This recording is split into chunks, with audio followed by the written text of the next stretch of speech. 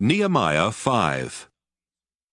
Now there was a great outcry of the people and of their wives against their Jewish kin. For there were those who said, "With our sons and our daughters we are many. We must get grain so that we may eat and stay alive."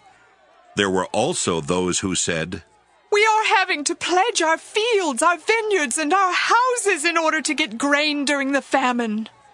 And there were those who said, "We are having to borrow money on our fields and vineyards to pay the king's tax. Now our flesh is the same as that of our kindred. Our children are the same as their children, and yet we are forcing our sons and daughters to be slaves. And some of our daughters have been ravished. We are powerless, and our fields and vineyards now belong to others." I was very angry when I heard their outcry and these complaints. After thinking it over, I brought charges against the nobles and the officials. I said to them, "You are all taking interest from your own people."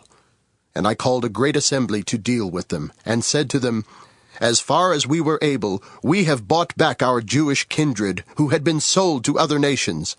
But now you are selling your own kin, who must then be bought back by us." They were silent and could not find a word to say. So I said, "The thing that you are doing is not good. Should you not walk in the fear of our God, to prevent the taunts of the nations our enemies? Moreover, I and my brothers and my servants are lending them money and grain.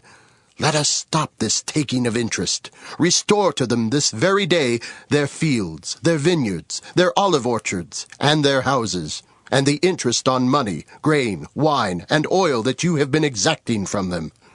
Then they said, "We will restore everything and demand nothing more from them. We will do as you say." And I called the priests and made them take an oath to do as they had promised. I also shook out the fold of my garment and said, "So may God shake out everyone from house and from property who does not perform this promise. Thus may they be shaken out and emptied." And all the assembly said, Amen, and praised the Lord. And the people did as they had promised. Moreover, from the time that I was appointed to be their governor in the land of Judah, from the 20th year to the 32nd year of King Artaxerxes, 12 years, neither I nor my brothers ate the food allowance of the governor. The former governors who were before me laid heavy burdens on the people, and took food and wine from them, besides 40 shekels of silver. Even their servants lorded it over the people, but I did not do so because of the fear of God. Indeed, I devoted myself to the work on this wall, and acquired no land, and all my servants were gathered there for the work. Moreover, there were at my table 150 people, Jews and officials, besides those who came to us from the nations around us. Now that which was prepared for one day was 1 ox and 6 choice sheep. Also fowls were prepared for me, and every 10 days skins of wine in abundance.